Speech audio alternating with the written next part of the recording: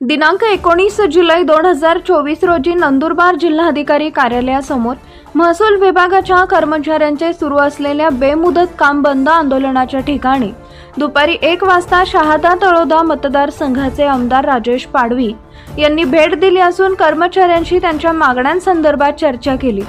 आंदोलनकर्त्या कर्मचाऱ्यांनी आपल्या मागण्यांचे निवेदन आमदार राजेश पाडवी यांना सुपूर्द केले।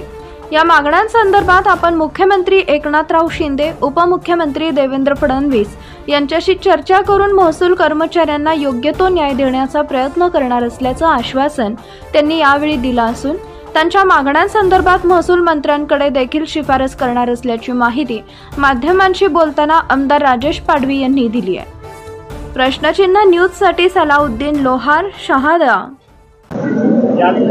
महसूल कर्मचारी संघटनेने 15 जुलै 2024 पासून राज्यव्यापी आंदोलन पुकारलेले आहे। या आंदोलनात आमच्या प्रमुख मागण्या अशा आहेत की शासनाने जी दांगड समिती स्थापन केली होती आकृती बंधाच्या संदर्भात, तर त्या समितीचा अहवाल आलेला आहे, तर त्या समितीच्या शिफारसी ताबडतोब लागू करण्यात याव्या।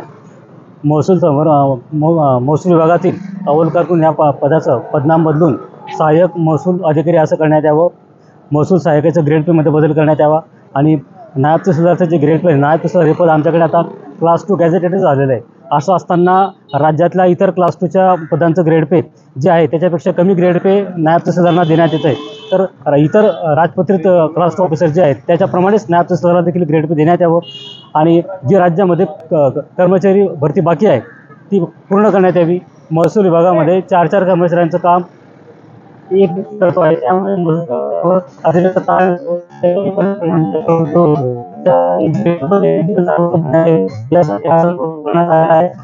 15 तारखेपासून संप सुरू झालेला आहे।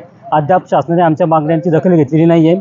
शासनाने जर आमच्या मागण्याची दखल घेतली नाही तर हा बेमुदत संप असाच पुढे राहणार आहे। तर आपल्या माध्यमाने आम्ही नंदुरबार जिल्हा महसूल कर्मचारी संघटना शासनास पुनश्च विनंती करतो की आमच्या मागण्यांची दखल घेऊन लवकरात लवकर आमच्या मागण्या मंजूर करण्यात याव्या, त्याशिवाय आमचा संप स्थगित होणार नाही। धन्यवाद।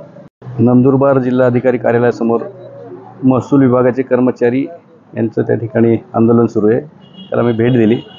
त्यांच्या काही विविध मागण्या आहे, जे काही प्राचीन म्हणजे ब्रिटिशकालीन जे काही पदं होती त्यांची नावं बदलावी आणि त्याच्या ग्रेड पे संदर्भात काही मागण्या आहेत, अशा त्यांच्या मागण्या त्यांनी शासनाकडे केलेल्या आहेत। तर त्यांनी मला देखील निवेदन दिलं आहे। त्यांच्या निवेदनाला अनुषंगून मी देखील माझं स्वतःचं शिफारसपत्र मी माननीय महसूल मंत्री महाराष्ट्र राज्य यांना देतो आणि त्यांना त्यांच्या मागण्या मान्य कराव्यासाठी काही शिफारस देतो। तसेच त्यांच्या बाजूलाच आदिवासी ट्रायबल संघटनेतर्फे त्या ठिकाणी सतीश